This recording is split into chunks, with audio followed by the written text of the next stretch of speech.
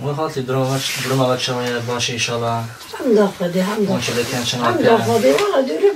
تو ذكروا تلفون أوسابي وفقيرة باري بديشانا. سبيل كنا. لا سبيل وبيرك الباطمانين. صبر مناي.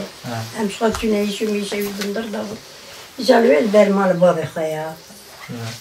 أنا دي. أنا خالتين لنا. دویداری خانی منش خو کری خانی مال خالی خدایا کری خان خدایان. بدی پیخان بسوار عالم عالم چی بود؟ به عالم استاد کم قرد خدای. سعیدن مو خالی های دیگه نمی‌ذاره.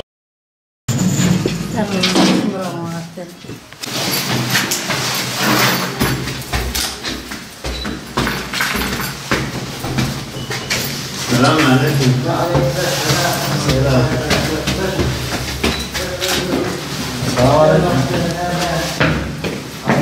باش إن شاء الله. صافي خديجة خديماني بدأ وجه باش. الحمد لله خديجة راسي ذا خديماني. شو شيء؟ أنا يكون. أنا عطنا تزيارات كيف؟ İnşallah. Elhamdülillah. Allah razı olsun. Sizler nasılsınız? Elhamdülillah. Allah razı olsun. Yani sizin de oğlunuz cezaevindedir. Evet. Bu 28 Şubat mağdurları arasındadır. Evet doğrudur. Yani bir oğlunuzun durumunu anlatsanız. Vallahi. Nasıl değildi? İnan ki nasıl anlatalım? Yani Allah da biliyor. Benim oğlumla beraber, benim oğlum yalnız değil.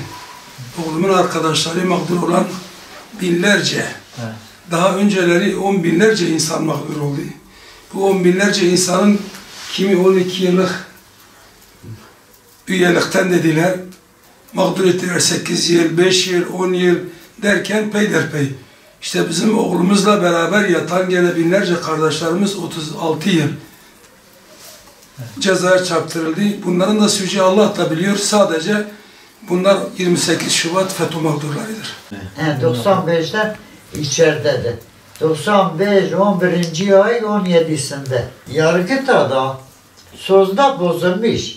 Onunki de şeyle, Turgay, Bilge, sözde bir bozulmuş. Daha ne bozulması var, ne cezası var. Zaten cezası nedir? Nöbet vermişti. 38 sene ve 36 sene vermişti. 8 sene düşmüştü, 28 sene cezası vardı. Biz Hüdapar Su Gençleri olarak Sur ilçemizde bulunan 28 Şubat mağduru ailelerini ziyaret ettik. Hal hatırlarını sorduk. Ve hani gidip gördüğümüzde cidden yani durumları çok kötüydü. Hepsi evlat hasreti çekmektedirler. Bir an önce evlatlarına kavuşmak istiyorlar. Ve bu yıllardır süren bir mağduriyettir, bir zulümdür. Artık bunun giderilmesi gerekiyor. Ve bu yaşanan mağduriyetler görülmesine rağmen halen bir şey yapılmıyor. Fiili bir adım atılmıyor.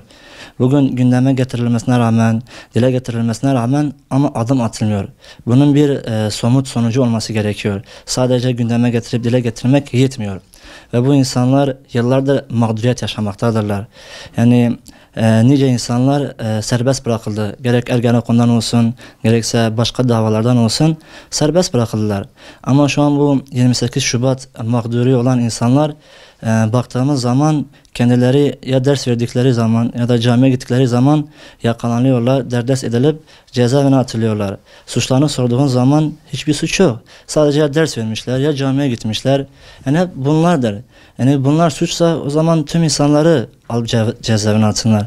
Oysa bunlar yaptıkları tek şey Allah-u Teala'nın kendilerine vermiş oldukları kulluk vazifesiydi. Başka bir şey değildi. Ve bu ailelere gidip ziyaret ettiğimiz zaman tek istedikleri şey bir an önce evlatlarına kavuşmaktır. Yani bu noktada yetkililer yani bir empati kurmaları lazım. Kendilerini o ailelerin yerine kurması lazım. 28 Şubat'ta ceza veren hakimler olsun, savcılar olsun yani kendileri FETÖ'cüydüler ve bugün ortaya çıktı ki bunlar yaptıkları bu cezalarla verdikleri bu cezalarla aslında suçsuz yere, haksız yere verdikleri bir cezaydı. Bu aleni bir şekilde ortaya çıkmış, belli bir şekilde görülmektedir. Bu görülmesine rağmen halen bir şey yapılmamaktadır. Yani artık neye bekliyor bu yetkililer? Bugün kalkıp FETÖ'nün de hain olduğunu, söylemelerine rağmen ve FETÖ'nün yıllar önce insanlara verdikleri cezanın adil bir ceza olmadığını, haksız bir cezanın olduğunu, yanlış bir işlem olduğunu dile getirmelerine rağmen halen bu noktada bir şey yapmış değiller yani. Oysa bu görülen bir şeydir ve bunun için bir şey yapılması gerekiyor.